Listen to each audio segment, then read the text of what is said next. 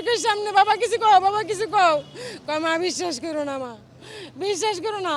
তার মানে ওরা একটা ষড়যন্ত্র বানাইছে, ওই যে লিডার বানাইছে, ওই লিডার নিয়ে ঝামেলা হয়েছে গো, বুঝছেন? হ্যাঁ লিডার হইতে চাই, হ্যাঁ লিডার হইতে চাই। কইছে কি মা আমাকে কাট করে দিব, এরা আমাকে কাট করে দিব, আমাকে একটা দলের নাম আছে, আমরা যেহেতু দেশের সেবা করতেছি আমাকে একটা সমন্বয়কারী হিসেবে নাম থাকবো মা। এইটুকুই খালি শুনছি আমি।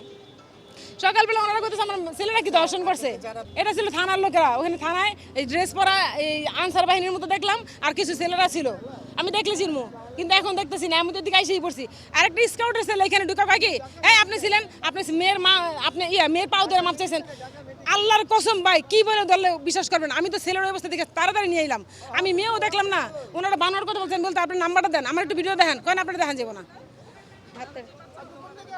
আরেকটা ছেলে সাহিব, ও কিন্তু স্থানীয় দয়াগঞ্জের, পিটুনি দিয়ে আর মাইরা ফেলাইছে। ও কালকে আমি যখন ইয়েতে জুরাইন থেকে যাইতেছি রড কিনা, ওইখানে সাদাবাদ দয়াগঞ্জের যে মোড়টা যেখানে বাজারটা বসে, ওইখানে ট্রাফিক গিরি করতেছিল লাঠি দিয়া।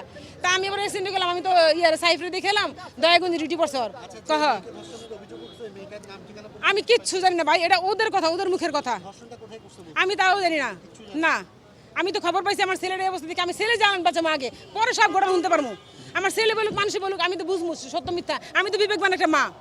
আমার কথা 4টার সময় ওরা এখানে, 4টার সময় থানায় আমার সাথে ফোনে কথা। আপনি ফোন ডিটেলস দেখেন, প্রয়োজনে ফোন ডিটেলস দেখেন। হ্যাঁ কিন্তু পরে দেখেন গায়ে কালি মেখে ওরে এমন ভাবে মারছে, কারণ মা আমার শেষ করে ফেলেছে সেই মা। এটা ওরা করছে মা, ওরা এইভাবে দেখাই দিছে, ওখানে যারা ছিল ওরা দেখাইছে। পরে ছেড়ে দে যেতে দে ওইখান থেকে স্যারেরা এইভাবে কইতাছে।